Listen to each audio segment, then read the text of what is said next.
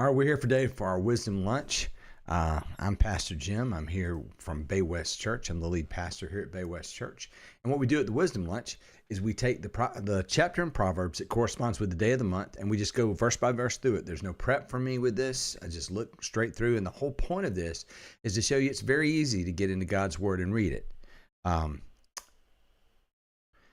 hard at all. Not hard at all. There we go. All right, super. All right, so what we're going to do is just jump right in, and we're going to Proverbs chapter 11. I'm reading off of Bible Gateway, which is a really great site if you want a translation of the Bible that's free. And we're going to be looking at, it has all different kinds of translations of the Bible. You also have Greek and Hebrew resources there if you want to look into. Also, Bible.cc is a great place to go for loads of different resources and commentaries and all those type of things. But we're just going to read the verse and look at what the Lord says and see about the wisdom that Solomon wrote here. All right, we'll jump into verse 1. The Lord detests the use of dishonest scales, but he delights in accurate weights. In other words, what the Lord is about fairness. That's pretty much what it says, and I think that's pretty straightforward, and it's something good for us because the creator of the universe is about being fair. That's a good deal. Pride leads to disgrace, but with humility comes wisdom. And that's something for all of us to understand. I think every time we start getting a little proud, get arrogant, or that's what it's taught, the type of pride that's talking about, that leads to disgrace. But our humility comes wisdom, and wisdom is how to handle situations. Verse 3 says, honesty guides good people. Dishonesty destroys treacherous people. I think that just talks about the consequences of our actions. If we are, honesty kind of goes with the good side of things, which every time we see the word good, we're talking about God. That's godly things. So he's saying honesty goes with that. So that's something we should follow, but also we should expect and we should look for and hold accountable for. Dishonesty destroys treacherous people because that dishonesty goes with the treacherous, and it doesn't have a good end. Riches won't help you on the day of judgment, but right living can save you from death. In other words, so it doesn't matter how much you make. It matters about who you know and who you follow. But right living can save you from death. And where does right living come from? It comes from trusting in God and following him, and trusting in the sacrifice of Jesus to cover your sin and putting your faith and trust in him. That's where right living comes from. It's not just an outcome-based thing. See, riches is kind of it's an outcome or a goal-based. I wish make a lot of money, but that won't help you. The outcomes won't help you, but it's who you follow. The right living can save you from death. And that's not like I live right enough and then all of a sudden I'm okay. It means that I try to follow Christ, and Christ's grace is what, and his sacrifice and his righteousness is what can save me from death. And there's also wisdom involved in there that can help you as well. And it's not just death of my physical life, but it's also death as far as spiritually goes. When I'm following Christ, then I'm not spiritually dead. Verse 5 says, the godly are directed by honesty. There it is again. The wicked fall beneath their load of sin. And that's the thing. When we pile up sin, one of the great things that people overlook often is forgiveness is a big deal when it comes to sin. I think we all have a moral compass. We all know some of the things that we do that are wrong. I think it's a little bit tainted by our sin nature. But what I believe is that no matter where, when you carry a lot of wrong with you, it just sits in there. When you're not forgiven and it's not released. And one of the things that's amazing is the godly are directed by honesty. In other words, and I look at that in conjunction with the second part of that verse. And so the godly are honest about their sin to God. And we know that if we, 1 John 1:9, if we ask God for forgiveness, he is faithful and just to forgive us and of our sin and cleanse us of all unrighteousness. We turn from that. But the wicked who never make that right with God, they fall beneath that load because that carries, it's there. Whether like it or not, we are all made to some extent with that understanding and fitness and fit with God. And so when there is wrong things, it just holds on to us and we can fall under that load. The godliness of people rescues them. The ambition of the treacherous people traps them. It's about the direction of your life. Good people, godliness, want to be right with God, and that rescues them. The ambition of treacherous people is usually for things that are not godly, and that traps them. when the wicked die, this is what I think is funny too. It's not funny, but it's ironic. Is the ambition of the treacherous is often a reach for freedom and control, and yet it ends up in a trap. And I think we can all think of examples that that's happened. Verse 7 says, when the wicked die, their hopes die with them. But for they rely on their own feeble strength. Because one day we're all going to end. Our muscles break down. If you've got any kind of age on you at all, you know that. Your mind starts to go a little bit, and then at some point your body will fail. And the wicked, the thing that the wicked do, they only depend upon themselves because they're not hooked to the Lord. They're not following the Lord. They're not trusting God.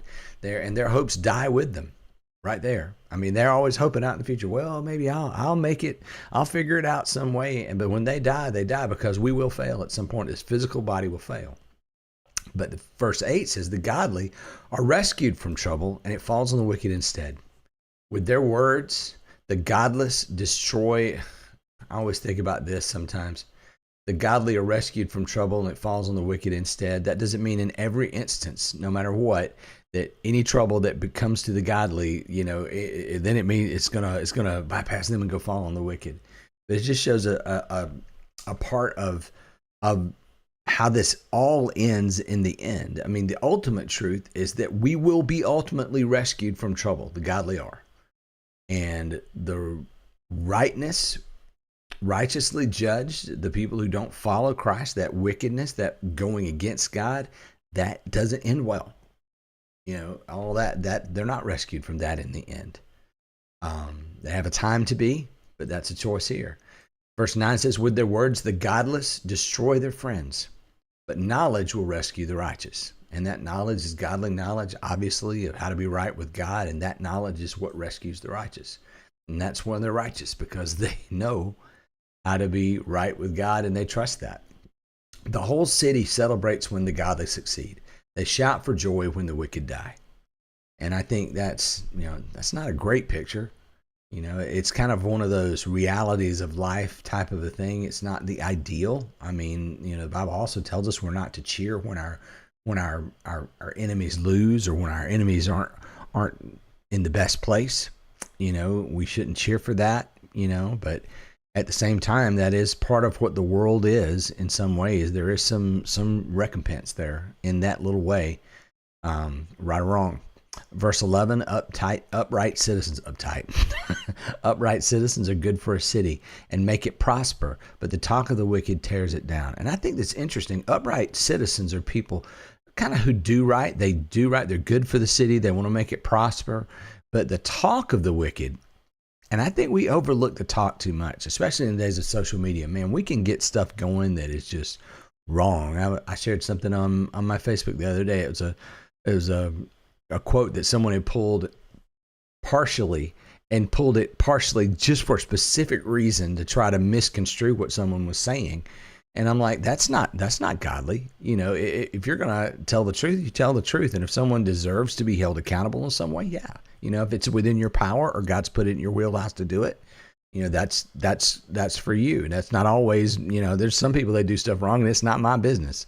The Lord has created other authority structures or other accountability structures for them that they have to rely on.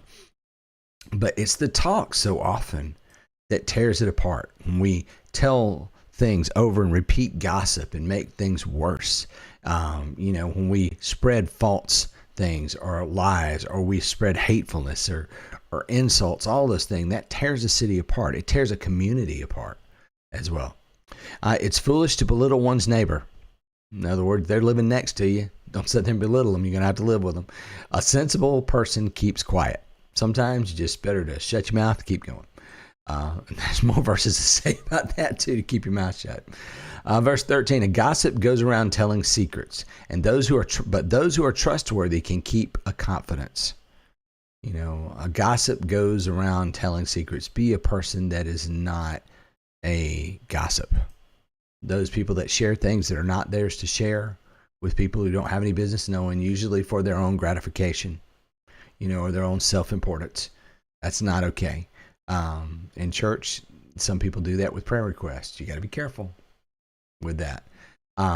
Verse 14, without wise leadership, a nation falls, There's safety in having many advisors. And this, what's unsaid there in the Hebrew there is that many good advisors, many godly advisors. That's just not anybody who gives an opinion. Sometimes we think, oh, we got 500 opinions. Well, it's wise advice that helps. Without wise leadership, there's safety in having many advisors, wise advisors as well. Verse 15, there's danger in putting up security for a stranger's debt. It's safer not to guarantee another person's debt. And there's some danger there. You need to be aware of that. It's not a prohibition to do it, but it says it's safer not to do it.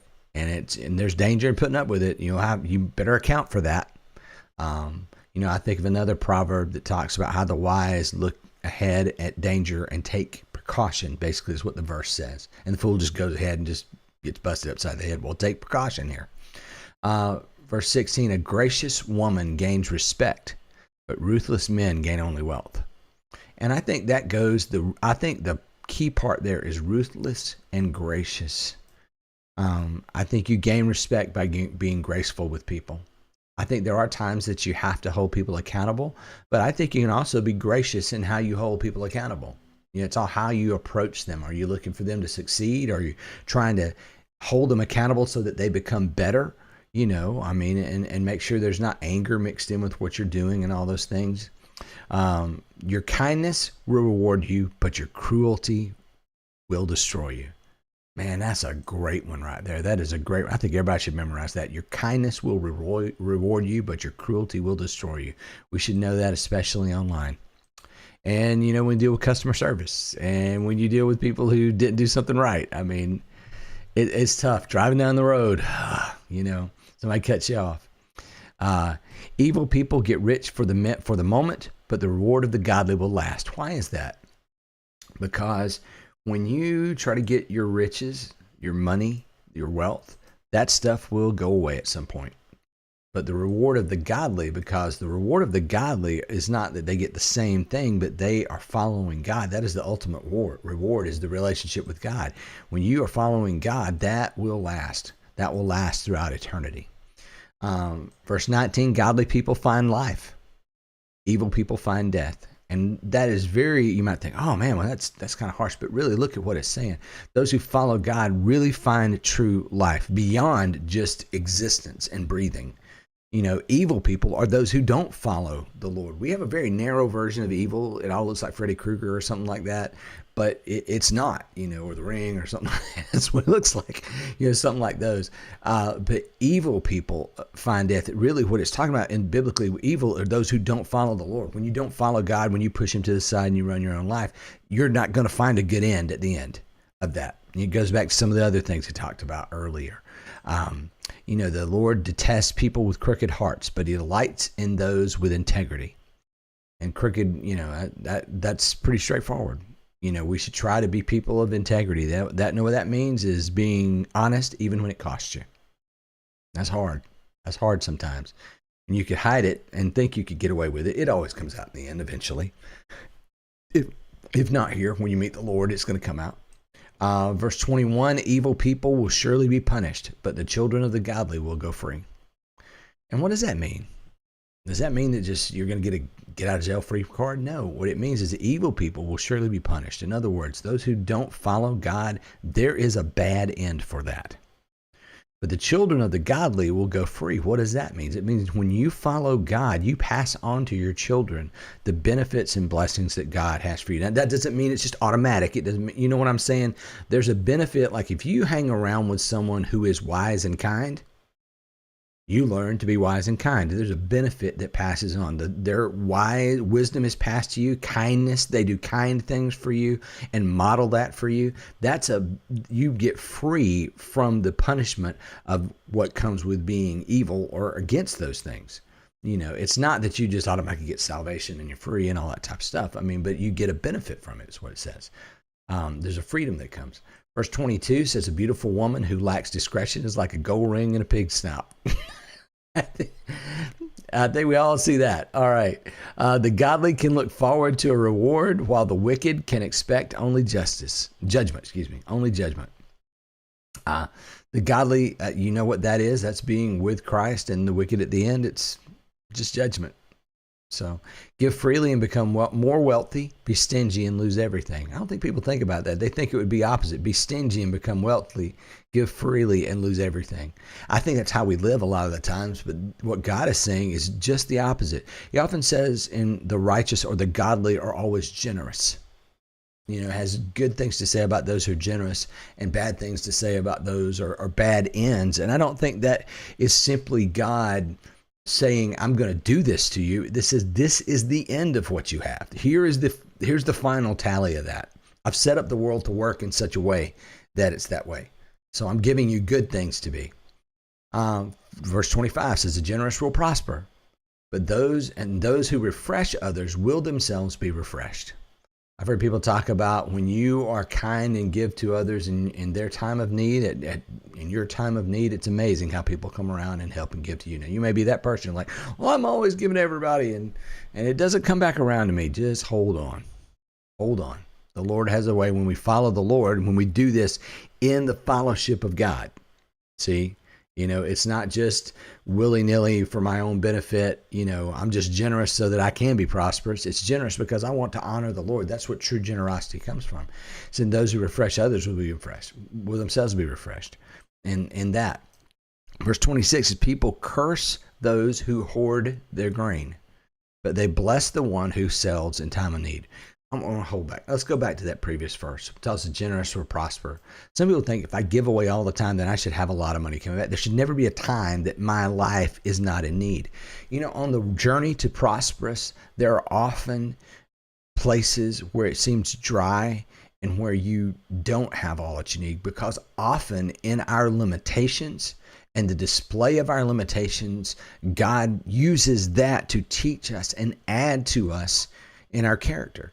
So there may be a season where it's dry. There's a season where I don't feel I'm very prosperous. But what God is doing is working on our character. He's working to teach us. If we focus in on Him and follow Him, in the end, there is a prosperous coming. Now that doesn't mean like the health and wealth gospel will tell you, if you live righteous enough, you're going to have 45 Lamborghinis. That ain't true. All right? That's just not how it is. But you'll have something better than 45 Lamborghinis at the end of this and for eternity. Our lives here are very short, very, very short compared to eternity. And we are given that prosperous that's coming, but even inside of our lives here, there's ups and there's downs, and God is still working in the downs. You got to remember that. Verse 26, people curse those who hoard their grain, but they bless the one who sells it in time of need. In other words, don't be greedy. We're seeing the generous and greedy thing. It's a lot through here. Verse 27, if you search for good, you will find favor. If you're searching for good, when you see good, always think that's searching for God. I'm looking for God. I want to do what God has for me. I want to do all this. That's what we look for. You see? We'll find favor. But if you search for evil, it will find you. Trust in your money, and down you go. Why? Because money runs out. And you got to get more. I've never met anybody who said, well, I've got enough money. They've always found some reason to spend it on something. And usually, people who trust in money, they never find the end of the money thing. If you trust all in money, you're going to find a way to spend it. But the godly flourish like leaves in the spring. Those who bring trouble on their families inherit the wind. The fool will be the servant to the wise. The seeds of good deeds become a tree of life. A wise person wins friends, And I think that's what it says. Wise people invest in people. I think that's a good deal right there. And finally, verse 31 says, if the righteous are rewarded here on earth, what will happen to the wicked sinners? It's not going to go well. This is not the end. And you might say wicked sinners are like the evil people standing on a hill laughing maniacally at people, but it's anyone who chooses not to follow God and chooses to trust in their own sin. If you trust in money and you trust in your position and you trust in the things of this world, eventually it will fail, just whether that's your body or your mind or whatever. Eventually there's an end to that. But what there's not an end to is God. And when you trust in God and you follow Him and try to be right with Him, in the ways that He said, eventually there is reward for all. And that is the end of the Wisdom Lunch. I'm Pastor Jim, And I'm out. We'll see you next time.